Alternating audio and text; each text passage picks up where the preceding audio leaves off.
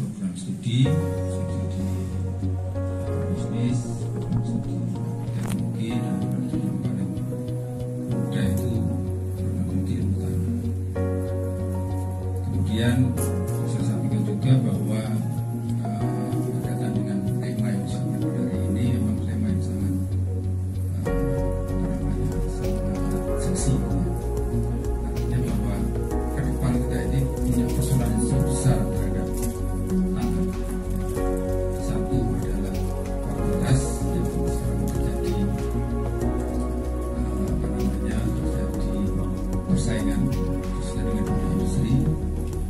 Dan yang kedua adalah penurunan kualitasnya, sehingga kuncinya sebenarnya adalah di keberlanjutan. Jadi memang tanah itu ada di lahir di saat terakhir. Jadi ada program studi agribisnis, kemudian lahir, karena awalnya itu kan begitu, orang dengan berbasis potensi dan kewilayahan dalam rangka penelitian juga akan disampaikan oleh tokoh Israel, ya, Prof. Dr. Manas, MSc, bisa kemudian saya mohon maaf tidak bisa. Seperti tadi yang disampaikan oleh Bapak Dekan, ya, kami sebagai program magister yang paling muda, tapi mahasiswa kami tolong bisa berdiri, mahasiswa untuk magister ilmu tanah, silakan. Ya.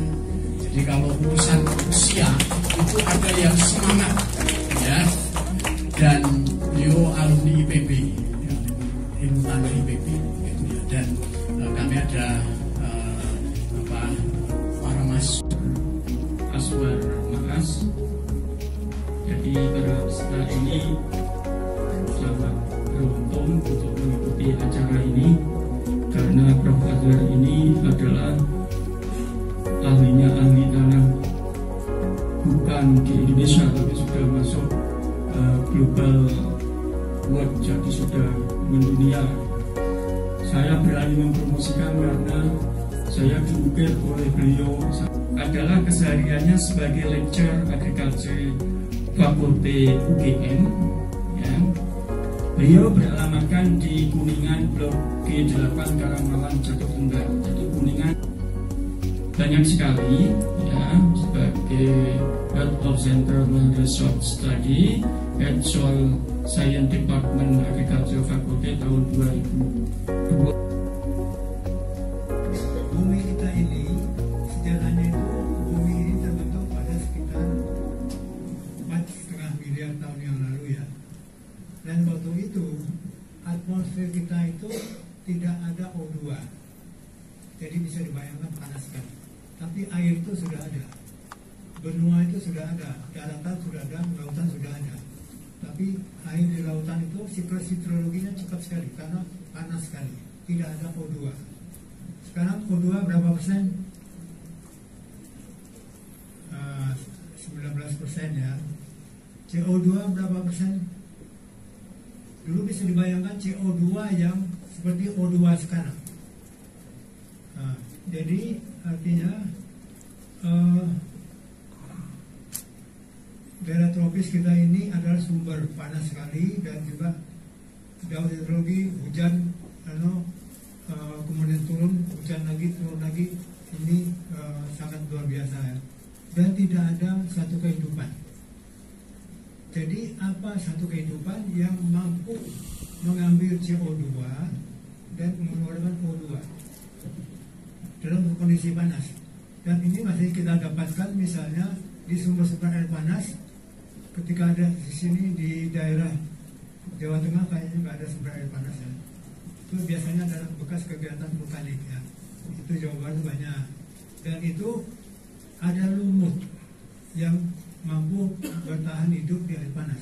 Maka diduga bahwa penciptaan makhluk pertama itu adalah yang mampu mengadakan proses fotosintesis, yaitu ganggang hijau atau lumut itu, ya, yang sampai sekarang kita jumpai. Tapi mungkin juga ada namanya koral. Koral apakah dia bertahan pada kondisi yang panas, kita nggak tahu. Juga ada padang lamun, ada juga rumput laut. Apakah sudah ada dulu? semuanya itu koral itu bisa mengadakan fotosintesis, ya, karena dia adalah kombinasi antara fauna dan flora, ya. Yang akhirnya ketika terangkat menjadilah dia gas, ya. Jadi sumber energi yang tidak mendaur itu adalah matahari, satu arah, hanya memberi saja, dia tidak terima, ya. Yang kita manfaatkan yang utama itu adalah namanya adalah tumbuhan, ya, dalam fotosintesis. Silakan terus. Nah, ini adalah kondisi kita sekarang, ya. Tapi ini kondisi ini terbalik sewaktu bumi ini diciptakan. Yang paling, nah, jadi CO2 yang hanya sekitar 0,03 lebih sedikit itu, padahal dulu adalah 21%, kemana perginya? Kemana? Itu adalah semua kehidupan itu adalah simpanan karbon yang di atas permukaan, dan ada juga yang sudah menjadi fosil di bawah permukaan. Itu yang lebih banyak. Itu apa itu? Berupa apa? Gas, ya. Kemudian minyak, kemudian batu bara, apalagi. Jadi semua karbon yang merupakan biomasa aktif maupun tidak aktif itu adalah simpanan karbon.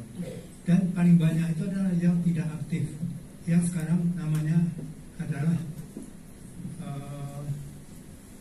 yang kita sebut sekarang itu adalah fosil, ya, fosil, ya.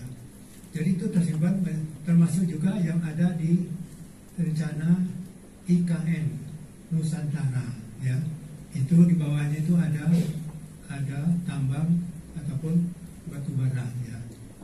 Nah, di daerah sana itu, di daerah yang ada batu baranya atau tambangnya, itu biasanya tidak ada air tanahnya, ya. Jadi kalau kalian nanti belajar hidrologi akan tahu juga bahwa ada air tanah permukaan dan ada yang air tanah terkekang, confined and unconfined aquifer. Sudah belajar? Nanti akan belajar itu, ya. Jadi ini adalah tersimpan semuanya, ya. Jadi kita ini adalah simpanan karbon. Simpanan karbon yang paling lama di sini saya pakai kira yang masih berperan sebagai aktif. Adakah yang umurnya lebih tua dari saya? Saya 74 hampir, sedikit dari 74. Jadi artinya saya paling tua. Tetapi sudah ada cobaan namanya stroke, ya, karena gula, ya. Saya itu manis kan, coba kan yang biasa tadi saya itu awet muda, ya, karena sudah punya gula manis, ya.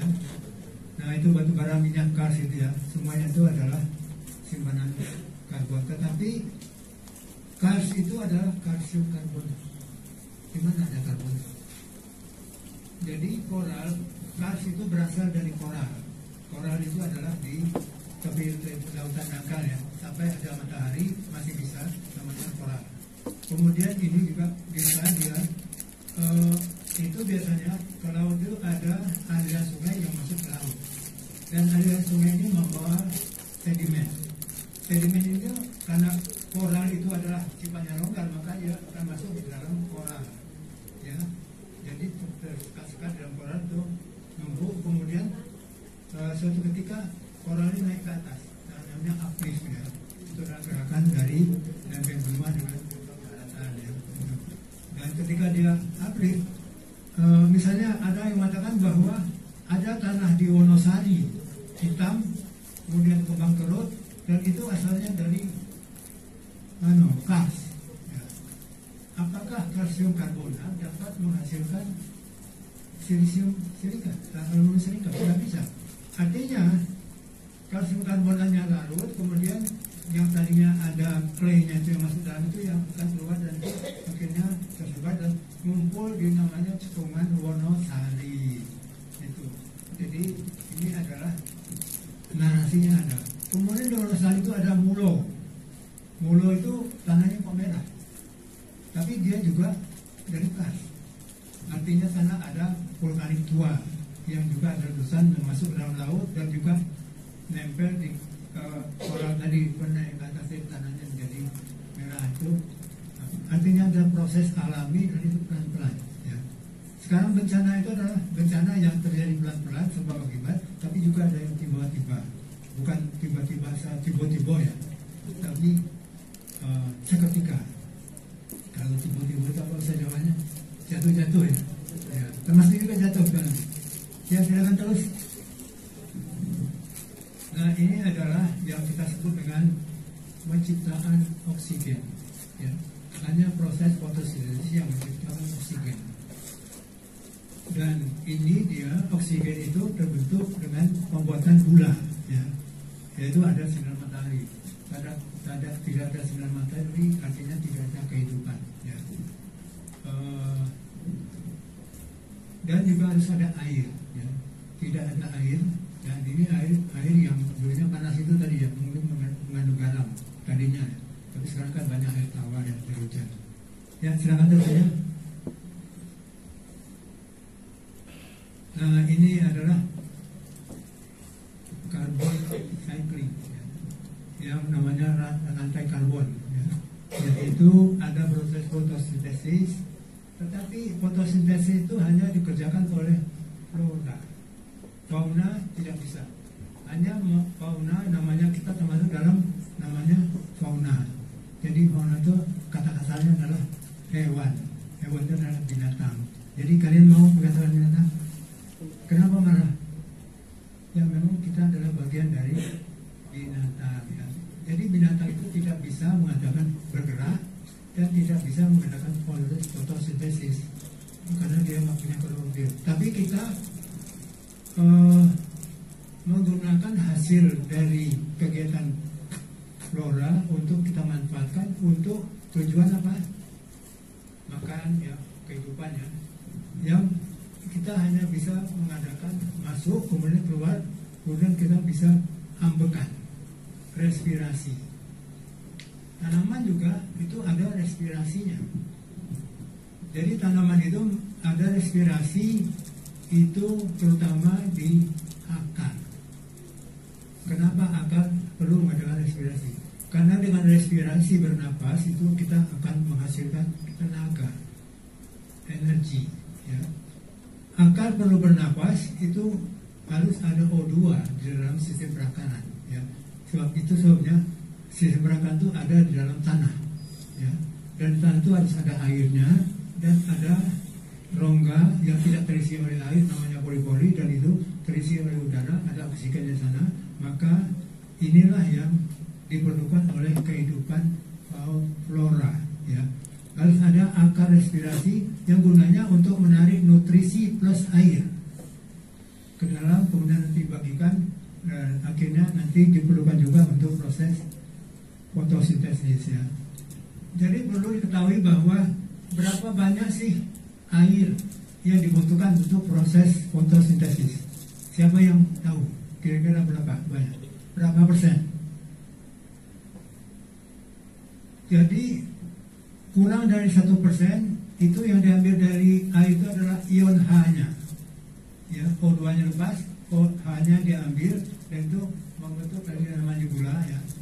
Dan itu adalah dari air yang diserap oleh tanaman melalui akarnya.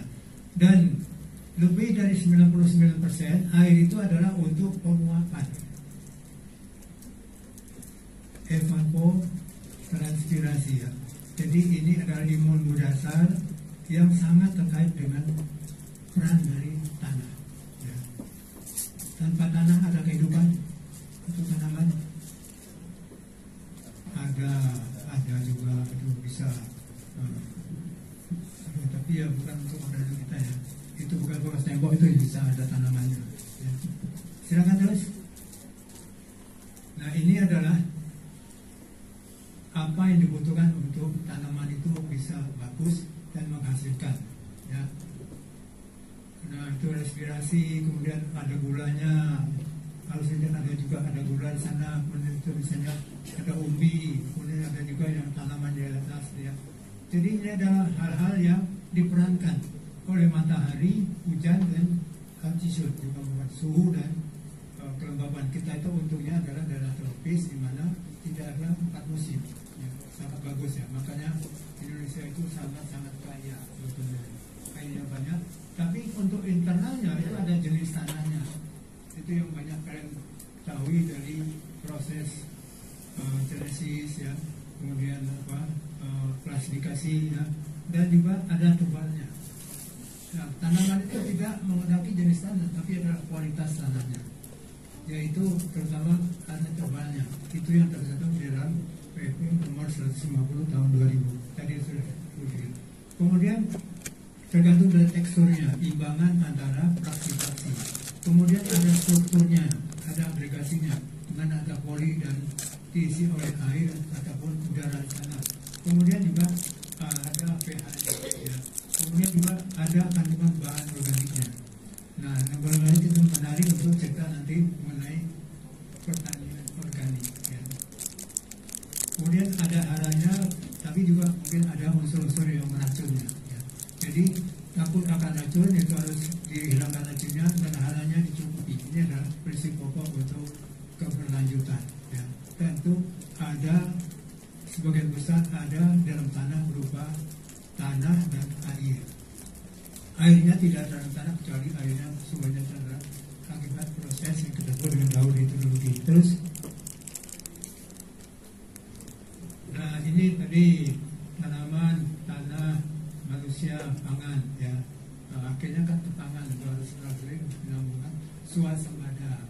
Kita pernah swasembada? Pernah, tapi katanya menteri yang sekarang dulu pernah swasembada, tapi belum banyak sawitnya waktu itu ya.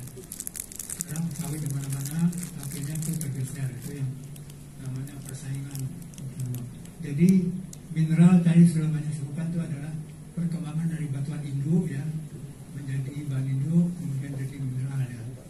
Dan gambut itu adalah gambut tropis. Karena gambut itu ada juga yang gambut non tropis ya. Gambut tropis berasal dari kayu. Tapi siapa yang pernah ke Dieng? Kalau dalam trip ke Dieng itu ada juga gambut dataran tinggi. Yang dulu itu adalah bekas kaldera, ya. Kemudian itu di bawah itu ada sedimen, kemudian di atasnya itu ada namanya tanaman air yang sesuai kalau musim hujan dia naik ke atas, kalau musim kemarau sebagian dia mati, kemudian naik turun ke bawah, naik turun itu sehingga tersana terbentuklah gambut. Gambut yang sama dengan bukan berasal dari tanaman kayu, tapi berasal dari tanaman air.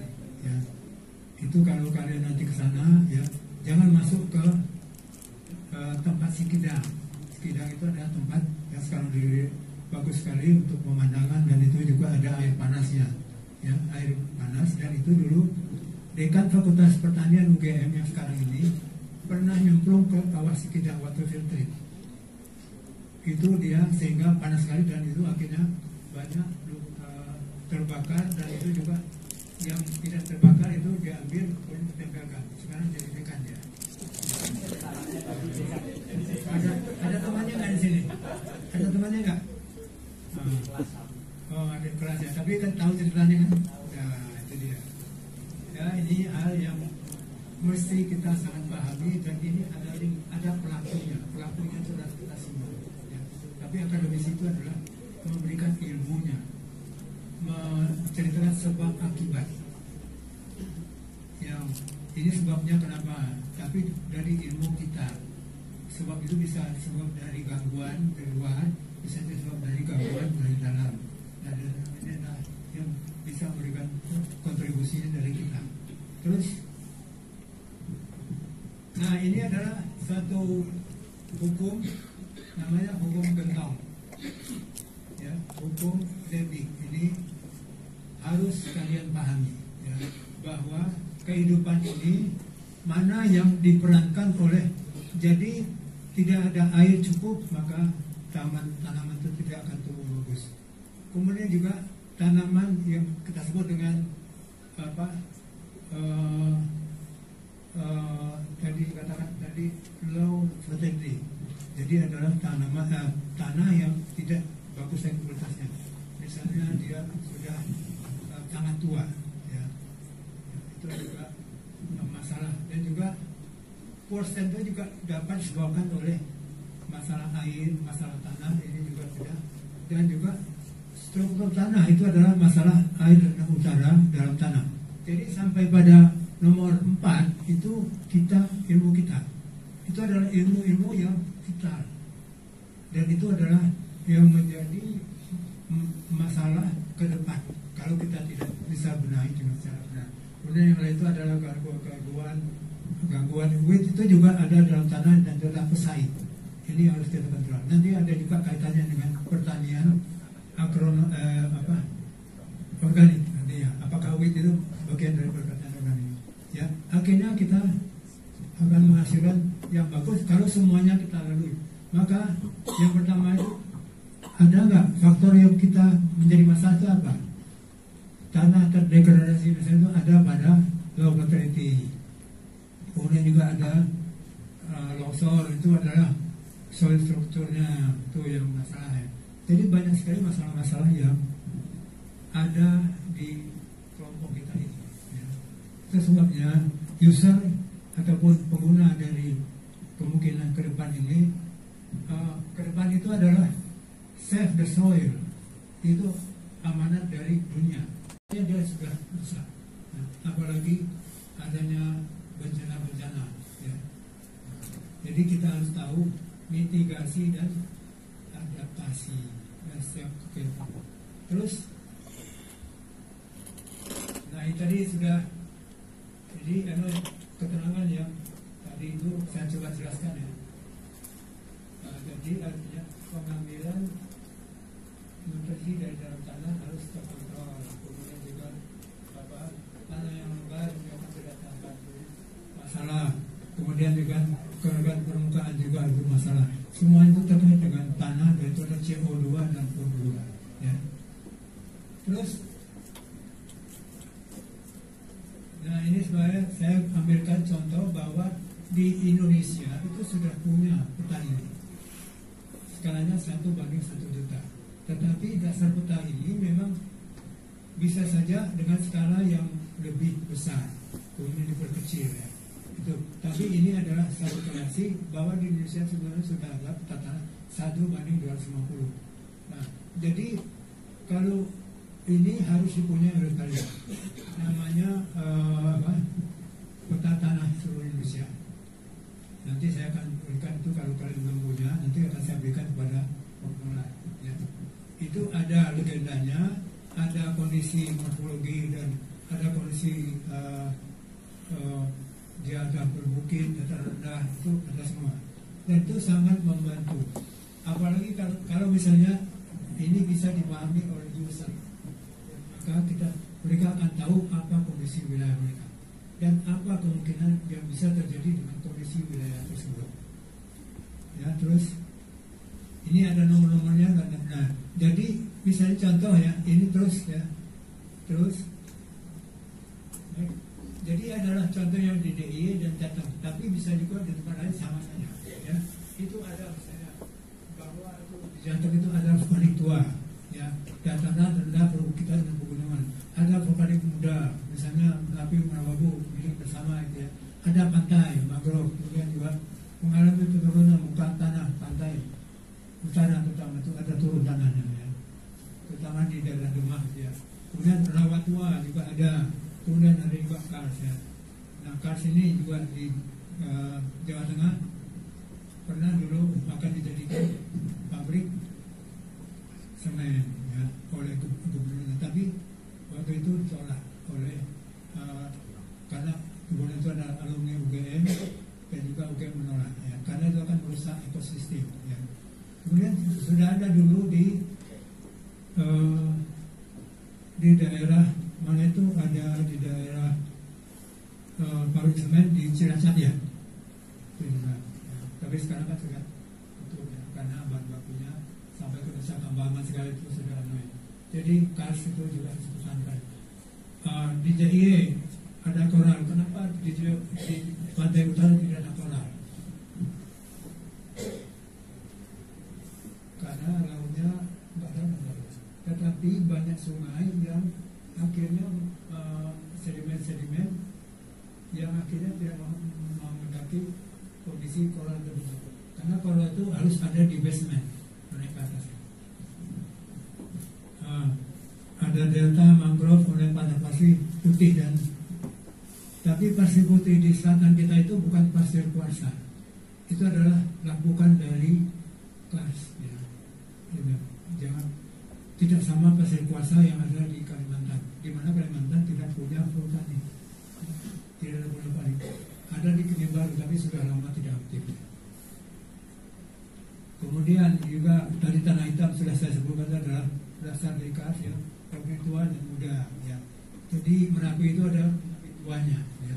Yang kanannya itu ada guguran Merapi tua, itu menjadi tempat peristirahatan terakhir non muslim, itu terutama di sebelum Muntilan itu ada sana itu bukit itu biasanya pulau Cina ya. Itu biasanya adalah pergeseran ataupun pemindahan dari bahan, mungkin dulu ada karbonnya masuk ke sana ya. Tapi mineralnya sama dengan vulkanik tua, kemudian ada vulkanik muda yang sekarang itu. Terus ya, ini bisa juga untuk daerah-daerah lainnya ya. Jadi saya ambilkan dari Google juga free ya, kita bisa ambil semuanya ini dan terlihat bahwa muara Sungai Selatan itu berbelok ke arah kanan biasanya. Muara Selatan itu. Dan itu ada rotasi bumi penyebabnya juga karena angin yang lebih banyak berasal dari arah timur laut ke barat daya. Jadi sebetulnya bandara CIA itu ada pada kemungkinan kalau misalnya musim hujan kemudian juga ada badai, maka kalau dia mendarat dari arah barat itu akan berbahaya. Makanya kalau ada hujan dan juga ada itu tidak boleh mendarat, dipindahkan dulu ya. Itu karena kalau situasi dari udara itu ada di daerah yang rawan. Jadi ini contoh satu yang kurang bagus ya. Silakan terus. Ini adalah pantai utara. Jadi ini akibat perubahan iklim, pengurangan CO2 di udara. Dan pantai utara ini adalah batuannya itu adalah batuan sedimen ataupun batuan muda ya. Jadi banyaknya pengambilan air tanah. Ini misalnya Jakarta, Pekalongan, Semarang dan Gresik sampai Jakarta ya. Kemudian tanah itu diberi beban untuk jalan, gedung pemukiman, jadi akan turun. Jadi kan dikatakan sekarang itu Jakarta itu turunnya itu 7 sampai 12 cm per tahun. Kalau Pekalongan 7 sampai 10 cm, Semarang 5 sampai 7, dan paling banyak itu adalah Demak 7 sampai 12 cm per tahun. Jadi ini adalah kondisi adalah karena kesalahan manusia. Apa yang kita bisa kerja? Makanya jalan tol itu harus di atas, tapi juga membawa beban. Ya. Makanya sekarang itu kalau jalan tol dari Solo ke arah JIA itu kan sudah sering dibangun tuh, kan di atas itu. Karena Sri Sultan nggak mau itu di bawah, itu akan berdampak pada pemandangan. Itu Sultan ini juga sangat bagus sebetulnya. Mulai dari 9 dengan 10 sampai dengan kewilayahan yang dimiliki Sultan. Karena juga di mana-mana ada pengusulan ini wilayahku, jangan boleh bilang ini kembalikan. Juga Sultan. Siapa di sini orang Jogja yang orang dari Sultan tahu betul kan ini kondisi sekarang. Nah, dia bisa cerita bagaimana apakah memang bijak untuk buang kerakyatan apakah jadi ini adalah kejadian bencana terkait ilmu tanah dan lahan ya. Banjir tambah lagi rob kalau itu ada semana misalnya karena tanahnya sudah turun. Juga intrusi air laut itu juga sudah terasa. Jadi di Pati itu pertanian bagus sekali itu pertanian itu hanya bisa pada musim hujan tanah dan air laut yang masuk ke dalam. Banjir bandang betul misalnya di mana-mana terjadi. Longsor, kekeringan, land subsiden, juga tambang. Ya. KNC. Kalau di kita ini KNC terutamanya, dan juga KAR. Nah, kalau di daerah Jawa Tengah itu adalah KNC. Kemudian yang lebih tua. Jadi air mineral itu namanya ada TDS. Jadi konsentrasi ion yang larut dalam air. Air kita dari Jogja ini TDS-nya itu sekitar 200. Jadi air mineral aqua itu biasanya TDS-nya itu sekitar 200. Banyak mengandung silisium. Dari formasi tua TDS-nya akan kurang. Itu biasanya sekitar 120 ppm. Dan itu ada pada air mineral. Jadi kalau minum air ya bagus air mineral daripada aqua, meskipun kemasannya ubah. Tapi itulah kita harus mencoba melihat pH-nya dan TDS-nya. pH yang bagus itu adalah netral sampai ke atas, yang pH-nya asam. TDS-nya harus kurang dari 150. Karena kita itu banyak memakan silika, silisium. Silisium itu tidak membentuk ion, tapi dia membentuk lantai, tapi dia larut. Ya. Makanya di laut itu ketika tanah erosi dari atas itu adalah tipe clay 1-1, tapi masuk dalam laut itu dia berubah menjadi 2-1. Ya, karena apa? Silisiumnya banyak di laut, tapi orang tidak pernah menganalisis silisium. Yang dianalisis adalah NaCl, ya, dan kation lainnya. Tapi silisium enggak. Tapi silisium ketika ada kegiatan berbalik, maka dia dulu yang akan pergi. Ya. Jadi dia bukan ion Si plus, batu nggak ada, tapi merupakan polimer. Ya. Ketika dia bertemu dengan aluminium yang tadinya 1-1, dia bisa mengubah itu menjadi 2-1. Makanya di mangrove itu juga terjadi seperti itu. Tanahnya itu kalau di misalnya tsunami ya, itu tanah lumpur laut itu naik ke daratan dan itu ketika dia kering itu menjadi merekah. Padahal aslinya tanah tidak merekah. Ya, ini ada di ilmu kita. Ya, ilmu yang nanti akan berlanjut pada keselamatan lingkungan. Ya, dan juga kelestarian lingkungan. Ya. Terus, nah ini jadi tadi rencana wilayah itu jadi mempertemukan aspek global, pasar bebas, kapitalisme, privatisasi, pluralisme, perusahaan lingkungan, demokratisasi dan strukturalisasi, kemiskinan dan ketidakadilan sosial. Semua masalah ini ada di kita. Ini apa ya? Gua itu adalah biasanya itu adalah di Adan dan itu ada gua kars. Gua kars itu siapa yang pernah ke Gombong? Kasdam di Gombong ada guanya, dan ada juga gua di Mulo. Di Mulo Wonosari itu ada gua, dan itu ada gua masuk dan itu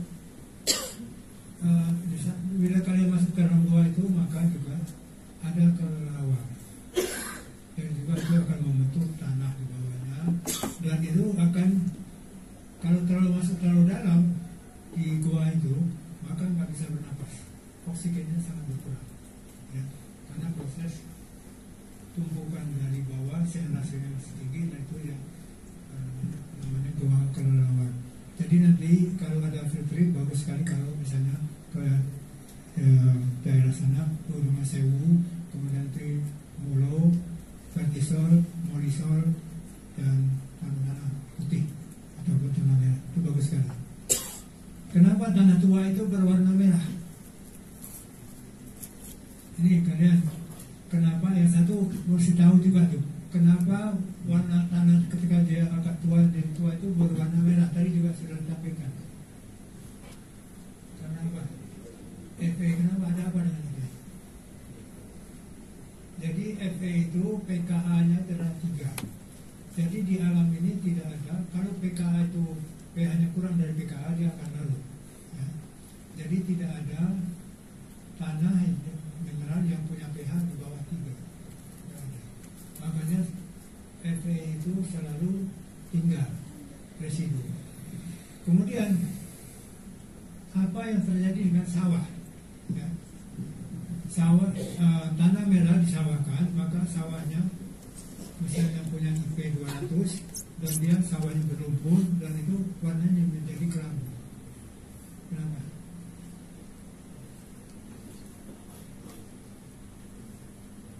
Karena ferrooksida itu menjadi ferro. Ferro itu tetap larut sampai pH-nya sekitar 8, pKa-nya sekitar 8,3. Ya. Jadi itu sebabnya yang begini-begini yang pertanyaan di lapangan itu harus juga ada pahamnya. Itu ada di ilmu kimia. Jadi itu yang saya sarankan nanti di pasca itu harus ada mata kuliah yang berkaitan minimal hubungan tanah air tanaman, di mana tanahnya itu ada perubahan-perubahan dan itu adalah yang bisa kita atur. Tanah rawa itu tanah kalau air sungai berwarna coklat, ya. Kenapa air sungai berwarna coklat? Karena partikel yang di bawah itu diselimuti oleh ferrooksida Fe2O3. Ketika masuk dalam rawa maka ferrinya tadi juga akan teroksidasi. Makanya dia kadang-kadang di food acid itu bahaya besinya. Sekarang itu di samping bahaya sulfatnya, asam sulfat itu yang ada di Kalimantan Tengah, ya. Dan mungkin juga ada di daerah rawa lainnya. Karena gambut itu terbentuk sebelum gambut terbentuk itu ada sedimen. Kalau itu melalui air laut maka dia akan membentuk piring. Nah di atasnya baru ada gambut yang namanya gambut homogen dan gambut yang berubah namanya gambut homogen, ya. Sedikit saja cerita itu. Terus kawasan induk ini di DIY itu ada namanya kawasan apa? Kawasan yang dipunyai oleh Dinas Kehutanan. Wanagama itu Fakultas Kehutanan, ya. Tetapi ada lagi yang lain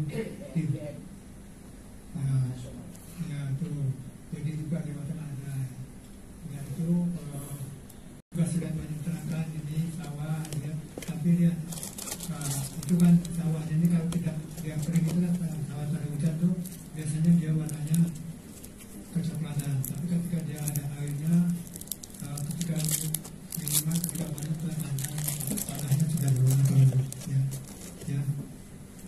Ini penting, ya. Bagaimana kita melalui dengan cara sharing, ya. Bagaimana dari itu kita ubah, ya. Terus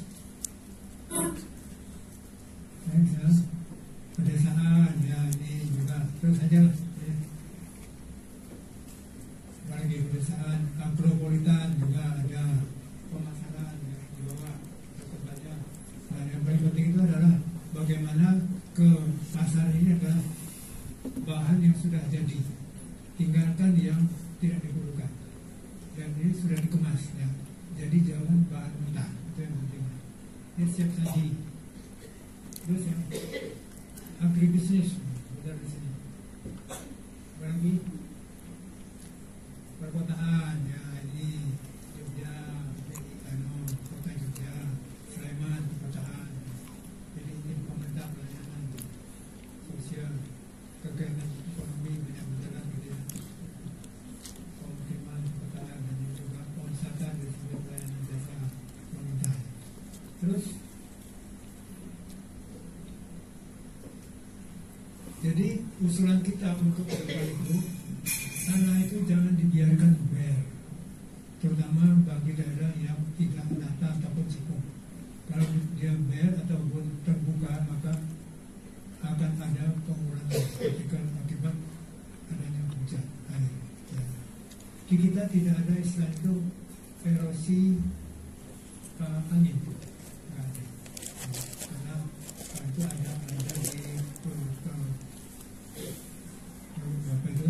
savana itu ada. Tapi meskipun kita ada daerah yang daerah timur sana itu cukup kering, sudah hujan kurang dari 1000 kadang-kadang, tapi juga tidak ada anginnya, gitu. Rumput masih bisa bagus. Jadi ini dapat mencegah, ya, bencana hidrometeorologi, erosi, longsor, banjir bandang, kebakaran dan letusan gunung api, ya. Jadi kebakaran itu kalau di lahan gambut itu adalah ulah manusia, tidak bisa terbakar oleh alam. Tapi gunung api itu bisa menyebabkan kebakaran. Sekarang katanya kebakaran gunung padang tuh di barat sana, Eropa, yang juga itu adalah lahan kering. Tapi musim apa sekarang? Kemudian apakah itu ada memang menjadi manusia, bukan pada gunung api? Kita nggak tahu. Tapi katanya ini karena ada konferensi yang ada penyebabnya. Nah, saya ingin tahu sekarang itu, kalau kebakaran ada, terjadi kebakaran, kemudian biasanya angin datang, kebakarannya tambah besar. Sebetulnya apa yang terjadi? Apakah kebakaran itu angin menyebabkan adanya kebakaran, ataukah kebakaran akan menyebabkan angin baru datang? Kira-kira mana? Kenapa angin menyebabkan kebakaran itu bertambah besar? Apa itu tiga-tiganya? Jadi banyak televisi yang mengatakan salah bahwa kebakaran itu angin datang menyebabkan kebakaran bertambah besar. Tapi kebakaran menyebabkan angin diundang untuk datang karena perbedaan tekanan. Ya. Kalau perayaan Cina ya, kan kalau terbang itu kan dibakar. Jadi oksigen defisit, CO2 oksigen defisit juga CO2 datang. Itu juga prinsip dalam terjadi. Tapi dalam penyiaran televisi biasanya kata-kata itu tidak keluar. Ya, ini bagus juga ya, sebagai pembukaan dan penelitian ya. Nah, tapi yang penting juga adalah RT RW daerah dan juga harus ada perda. Ini adalah aspek yang bisa mempertahankan tidak adanya perubahan peruntukan, ya, terutama bagi lahan kita yang sudah sempit. Ya, ini juga ada satu lagi, tapi bukan slide itu yang ini bukan yang terakhir, karena yang slide terakhir itu adalah berisikan meskipun ya mungkin sama-sama diketahui, saya mungkin sudah agak terlambat untuk mengikuti program magister, jadi tidak apa-apa karena sudah terlanjur masuk prof. Ya mungkin bagi kawan-kawan rekan-rekan yang masih S1 bisa segera untuk mengikuti program magister di MIT UNYK, mumpung masih bisa masih terbuka. Terkait kurikulum yang tadi disampaikan Prof, kami di program magister ini dikuatkan di dasar reklamasi tanah, rehabilitasi lahan gitu Prof. Barangkali bisa disampaikan, barangkali ada kaitannya dengan yang disampaikan Prof terakhir tadi. IP, Badan Standarisasi Instrumen Pertanian, Kementerian Pertanian. Dulu kita Badan Litbang, sekarang bertransformasi jadi Badan Standarisasi. Terkait lahan, ini sangat berkenaan dengan kebijakannya Prof ya. Waktu debat Pilpres, kita salah satu yang didebatkan adalah vote age state ya. Itu terkait lahan juga. Ini si Mahkamah Prof. Lahan kita untuk pertanian tadi sudah disampaikan oleh Pak Dekan waktu sambutan, semakin berkurang. Lahan semakin berkurang, penduduk semakin bertambah. Kalau mengandalkan impor sangat berbahaya untuk kedaulatan pangan kita. Kementerian Pertanian saat ini fokusnya ke lahan rawa atau lahan gambut juga, dengan program optimalisasi lahan sekarang. Namun hal itu masih debatable terkait pemanfaatan lahan yang di Kalimantan Tengah untuk food estate. Juga ada di Sumatera Selatan nanti terkait dengan keberlanjutan sesuai tema kita saat ini. Nah, yang ingin kami sampaikan di sini mungkin kita sharing atau mohon pendapat dari sisi akademisi. Solusi apakah yang ingin apa yang terbaik untuk meningkatkan produktivitas kita saat ini Prof, selain memanfaatkan lahan yang belum optimal kalau istilah kami di Kementerian Pertanian, yaitu lahan rawa dan lahan gambut yang ada di luar Jawa. Untuk Sleman sendiri tahun 2019 itu lahan sawahnya saja 18.000 hektar, 18.000 hektar, sekarang setelah 5 tahun tinggal 15.000 hektar. Itu artinya apa? Sudah berkurang 3.000. Ya itu untuk contohnya. Jadi memang mau tidak mau kita harus ekspansi keluar Jawa untuk lahan. Jadi dalam hal ini tadi di ruang bawah kita sudah diskusi sedikit dengan Prof yang keterlibatan teman-teman akademisi untuk program potensi ini, Prof. Seperti apa kira solusi kita ingin mengoptimalkan lahan kita, tapi kita tetap mengutamakan keberlanjutan seperti itu. Terima kasih, Prof. Mungkin ada yang bukan bidang saya, tapi saya berusaha untuk berbagi pendapat saja. Jadi yang pertama itu adalah pertanian organik. Jadi pertanian organik ini memang indah untuk dikatakan, tetapi dalam pelaksanaannya itu kekurangan sumber. Jadi kalau hanya misalnya kalau 1 hektar mau diorganikan, maka kebutuhan pupuknya itu berimbang, itu terlepas dari kondisi aktual dalam tanah, itu adalah 20 ton pupuk organik kering mutlak. Jadi kalau dia nggak kering mutlak itu setara dengan penambahan 1% bahan organik. Tapi ini adalah pupuk yang berasal dari hijauan dengan masa kehidupannya itu kurang dari 6 bulan, ya, bukan tanaman tahunan. Ya. Jadi kalau ini biasanya kalau ini misalnya kita contoh padi itu sekam berasnya misalnya kita ambil 4 ton. Jadi itulah produknya, tetapi biomasanya berapa ton? Berapa ton biomasa yang misalnya sekamnya dikembalikan, kemudian residu atasnya dikembalikan, jeraminya dikembalikan, dan setiap berakalnya juga dikembalikan. Nah itu hanya akan mencukupi kira-kira 20% dari kebutuhan. Itu jumlahnya itu hanya akan sekitar 5-6 ton. Jadi itu tidak cukup. Harus ada datangan dari luar. Artinya harus ada datangan dari luar.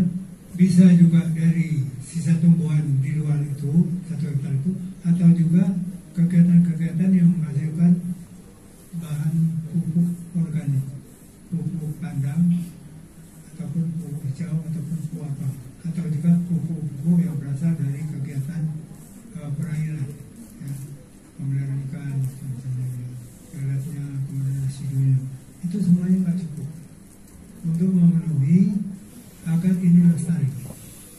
Jadi nampaknya pengembangan pertanian organik dengan skala besar itu akan memerlukan lahan yang minimal 2-3 kali lebih besar untuk menyuplai mereka. Ya. Jadi itu pendapat saya. Jadi kata-kata ini indah, tetapi apakah ada sumber lain yang dapat? Ya sumbernya itu umumnya adalah kegiatan-kegiatan peternakan, kegiatan perikanan. Ya. Kemudian juga artinya adalah kegiatan-kegiatan yang sudah saya sampaikan tadi, yaitu kegiatan adalah putaran biomasa. Ya. Ambil yang diperlukan dan tinggalkan yang tidak diperlukan. Ya. Jadi pertanian ini nampaknya hanya, apalagi kalau daerah-daerah yang memang curah hujannya kurang, NTT misalnya, itu nggak mungkin. Banyak kudanya, banyak. Tapi itu nanti apakah misalnya keindahan kota dengan gimana vegetasinya rimbun, pohon-pohonnya bagus, apakah selalu akan dikepras untuk menghasilkan bahan organik? Ya. Juga misalnya satu cerita bahwa ada energi yang berasal dari misalnya tobong yang isinya itu adalah kotoran tanah. Nah, gas yang muncul itu gas bakar, namanya adalah CH4, metan. Ya. Tetapi sebelum gas itu keluar, maka gas yang mengandung nitrogen juga sudah hilang, gas yang mengandung sulfat juga sudah hilang. Ya. Itu bidulan hilang. Itu berkaitan dengan daya potensialnya. Jadi kalau ini mana bagus, misalnya pupuk di pupuk kandang ataukah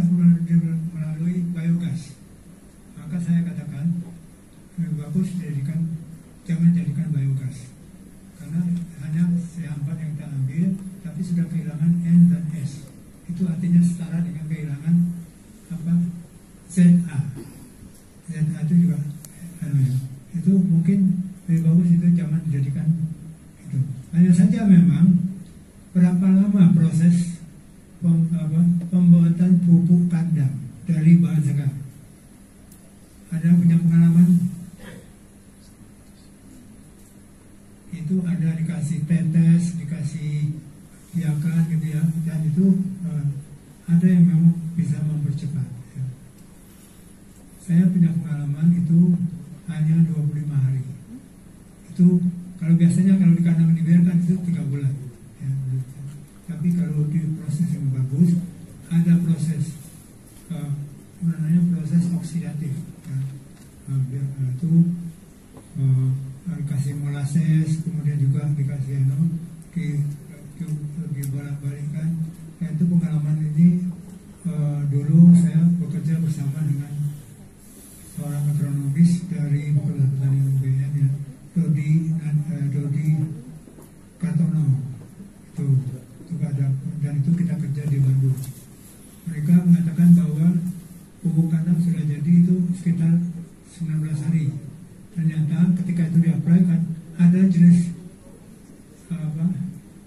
jamur yang muncul. Jamurnya berwarna agak gede jamurnya, dan itu ada sekitar itu. Itu artinya jamur yang meracun, tidak boleh dimakan. Jamurnya indah bentuknya, tapi itu artinya pupuknya belum jadi. Ini adalah pupuk. Saya tidak tahu sumber lain untuk mencapai kebutuhan tanaman berdasarkan pupuk. Tapi jangan lupa juga bahwa pupuk ini juga akan habis maksimal dalam 2 bulan. Tidak bisa karena proses pembentukan biomasanya itu misalnya 4 bulan. Ketika proses pembusukan itu misalnya 2 bulan, maka dia akan mampu tahanannya 2 bulan. Itu artinya tidak akan ada residu. Residunya itu kita punya percobaan dulu 4 tahun di per hari. Itu penambahan setiap tahun, setiap tanam jamur 2 kali. Artinya dengan 20 ton itu. Artinya kalau sudah 4 kali itu akan ada 40 kali 8. Itu sudah ada sekitar 240 kalau dia benar. Tapi ketika analisis tanam menunjukkan tidak ada penambahan yang signifikan. Ada tren penambahan ada, tapi tidak signifikan. Karena apa? Namanya pupuk organik itu akan cepat hilangnya. Bisa terjadi, bisa diserap atau dimanfaatkan oleh kegiatan organisme lainnya ya. Ini untuk pertanian organik ya. Jadi untuk tujuan utama mengenai lahan terdegradasi yang tadi dikatakan oleh penanya Pak Rusli ya, Rustiana ya. Jadi nampaknya memang tantangan ke depan kita itu adalah kerusakan. Kerusakan itu artinya kerusakan yang bersifat revolusi, tidak kerusakan yang bersifat evolusi. Ya. Lahan terdegradasi itu bisa adalah semi revolusi, ya. Karena pemanfaatan terlalu berlebihan dari kemampuan. Ya. Jadi kita harus bisa memandang kita siapa, kemudian apa yang terjadi pada kita, ada perubahan apa. Jadi orang katakan kalau Anda sudah berumur lebih dari 60 tahun, maka minimal harus bersepeda sepanjang 20 km tiap hari atau jalan kaki minimal 6.000 sampai 5.000 langkah. Itu karena kunci utama dari atas itu adalah ada pada tungkai ke bawah kaki, paha ke bawah kaki. Jadi jangan lupa bahwa kalau umur kita bahwa jangan sampai kita badan di atas lemah karena di bawah nggak kuat. Karena tanaman itu ada pada akarnya, sistem perakarannya. Kita ada pada kakinya dan ke atas. Ya, yang di atas ini bisa masukkan tapi dan dia akan balik. Dan itu semua adalah lancarnya peredaran darah. Jadi tidak ada darah kental, tidak ada darah kurang gitu ya. Itu semua kehidupan begitu. Ya. Saya ketika setelah stroke saya tidak bisa lagi lancar bicara. Tadi juga di mana-mana saya bicara saya kadang-kadang nggak jelas. Karena ini nggak bisa pulih. Tentu masih bisa sekarang itu masih bisa bersepeda, masih bisa tenis. Itu tadi si yang dari Jember dan lagi bersih itu Pak Ali itu. Biasanya main tenis bersama saya hari Sabtu bersama dengan mantan rektor senior dari UGM Pak Panutan. Dan juga ada Mas Agus itu yang satpam yang paling tua yang masih bugar, dapat pensiun juga. Begitu Pak ya, jadi ini pengembangan wilayah itu memang ke depan ini memang itu adalah urusan yang sangat terkait dengan kita. Hanya masalahnya apakah suara kita didengarkan. Nah, tadinya kita berharap dari KITI, organisasi yang memang sekarang itu pengurus itu adalah dari banyak yang dari aparat yang tahu aturan. Tetapi nampaknya sampai sekarang itu sudah 2 tahun terbentuk, tetapi banyak omong-omong, tetapi belum ada kegiatan real. Ini terutama karena tidak ada sponsornya nggak ada duitnya. Itu sebabnya saya masukkan bahwa ini bagaimana kita menggait yang punya duit, yaitu adalah pengusaha. Ya. Jadi kita sebagai win-win solution, pengusahanya tidak dirugikan, juga negara kita aman, lestari.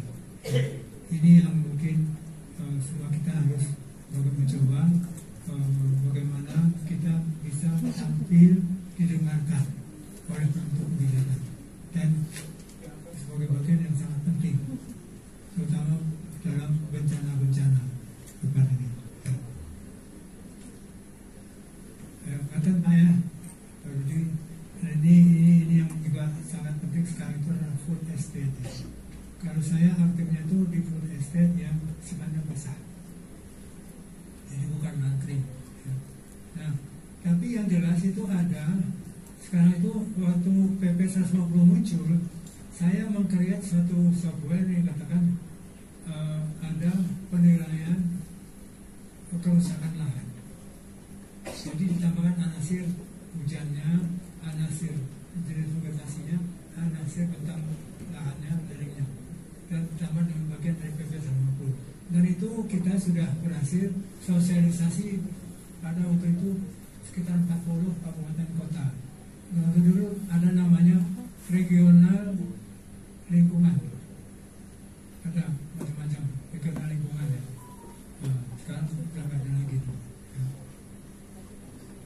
Nah, ini juga akhirnya kita buat peta potensi kerusakan di suatu daerah lintas kabupaten atau di kabupaten, tiap kabupaten. Dulu kita di tiap kabupaten kita buatkan.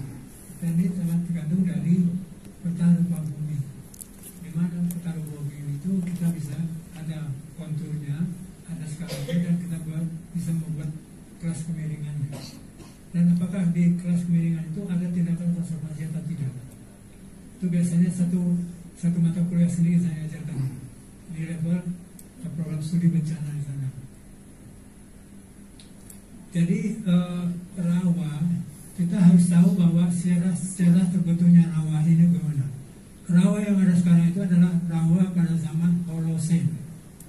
Ya, nah itu ada suatu penelitian di Selat Melaka itu sampai pada kedalaman 18 meter itu dilihat karbon datingnya, dan diketahui bahwa ada kenaikan air laut dari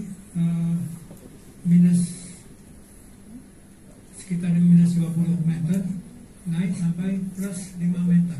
Itu berlaku pada 8.000 tahun yang lalu sampai sekitar 4.000-5.000 tahun yang lalu, dan itu tidak ada intervensi manusia, itu alami terjadi. Jadi perubahan iklim itu sudah terjadi. Nah, waktu air laut itu naik, maka air laut itu akan menyusup ke daratan, ke sungai, melalui sungai, dan daratan menjadi rawa. Dan dari daratan itu ada aliran sungai yang membawa lumpur tadi. Maka lumpurnya masuk ke dalam rawa, dan rawa itu ada air lautnya. Maka dua anasir akan terjadi secara reaktif adalah pembentukan Fe+2 dan sulfida, namanya pirit. Jadi food estate kita itu di rawanya yang non karbon itu adalah rawa holosen yang mengandung pirit. Tapi ada yang memang piritnya sudah teroksidasi bagus, namanya anjir basarang. Itu dulu pada tahun kolonial dibuka penempatan transmigrasi, dan sekarang sudah bagus. Tanahnya tuh kalau waktu saya berkunjung dengan Pak Jokowi, saya diundang, kebetulan waktu itu diundang yang bisa hadir itu hanya saya, kemudian juga staf dari Pak Basuki, dan juga dirjennya, kemudian juga direkturnya, bersama naik jet ke Palangkaraya. Jetnya itu punya siapa nih Pak? Mas punya siapa jet? Tak Sires Seko Menteri Perhubungan. Itu karena sama UGM katanya. Ya. Kita terbang, kemudian nginap di sana, kemudian kita ke lapangan. Di sana saya memberikan contoh di mana tanah gambut bisa dimanfaatkan, berapa tebalnya. Kalau tanah gambut itu kurang dari 1 meter dan ada airnya aman, bagus.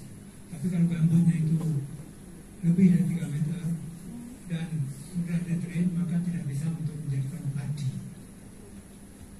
Itu satu hal. Tapi kalau rawa tadi ini sudah dedrain lama dan piritnya sudah keluar, maka itu bisa, contohnya banyak Belanti 1 yang dikunjungi oleh Menteri Pembaru yang baru, kemudian juga dikunjungi oleh Pak Opung, itu adalah yang sudah jadi, yang bukan akibat dari food estate yang sekarang ini. Food estate yang sekarang dikemas oleh Jokowi itu lebih Basuki itu lebih pada sarana wilayah. Jalannya itu kan ada jalan Jokowi itu, jalan tol Jokowi itu banyak sekali. Kemudian juga ada bangunan-bangunan air, rehab saluran. Tapi rehab saluran itu akan menimbulkan kembali oksidasi dari pirit. Jadi banyak sekarang itu adalah akibat tereksposnya kembali pirit dengan penggalian saluran. Jadi itu masalah, sehingga sebetulnya bukan hanya pada masalah airnya, tapi bukan kuantitasnya, tetapi kualitas airnya. Dimana kalau airnya itu punya TDS lebih dari 400 itu sudah berbahaya, karena sana ada besi, fenolonya, dan ada sulfatnya, dan nanti akan bereaksi dengan gula yang akan menghasilkan aluminium kalau sudah jadi. Kalau sudah jadi menjadi aluminium itu gampang, tinggal dinaikkan pH-nya. Tetapi ketika dia pH itu masih cukup bagus, 5 misalnya, tapi TDS-nya besar, sana ada keracunan sulfat. Ya. Ini yang menjadi masalah. Itu sebabnya itu kemarin itu ada pompa macam-macam. Itu hanya rekayasa, di mana dalam saluran pompa itu ada ikannya, tapi itu ada tumpukan kapurnya misalnya, kapur bakar, bukan kapur pertanian. Itu kan cuma seleksinya, dan itu menyebabkan airnya kualitasnya bagus. Tapi itu hanya akal-akalan. Begitu juga arsitan wall di blok, tapi setelah ini rombongan ke Bali itu arsitannya dikembalikan ke tempat, nggak tahu siapa yang menjamin. Jadi inilah bagaimana kita itu bisa serius bekerja apa adanya, dan itu bisa dicontoh oleh masyarakat. Nah itu ketika tanya petani, wah cuma akal-akalan itu, bohong-bohongan itu. Saya pernah bertemu dengan Dirjen Tanah Pangan di sana. Ini banyak itu. Dibuatkan kayak kemudian tersiernya, partnya diperbaiki. Tapi itu akan merombak kembali. Jadi kembalinya material yang tadinya tidur itu dibangunkan. Itu pengajaran memang nggak sesuai dengan kegiatannya.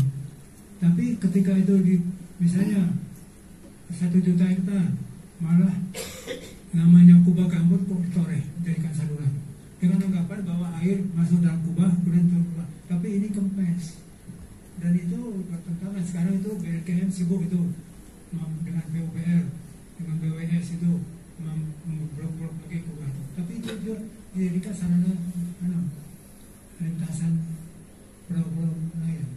Jadi itu yang saya kira tidak gampang, tapi saya katakan suatu revolusi tidak bisa diselesaikan dengan revolusi, pelan-pelan, kemudian itu bertahap, kecil-kecil dulu, tidak sekaligus besar. Terima kasih.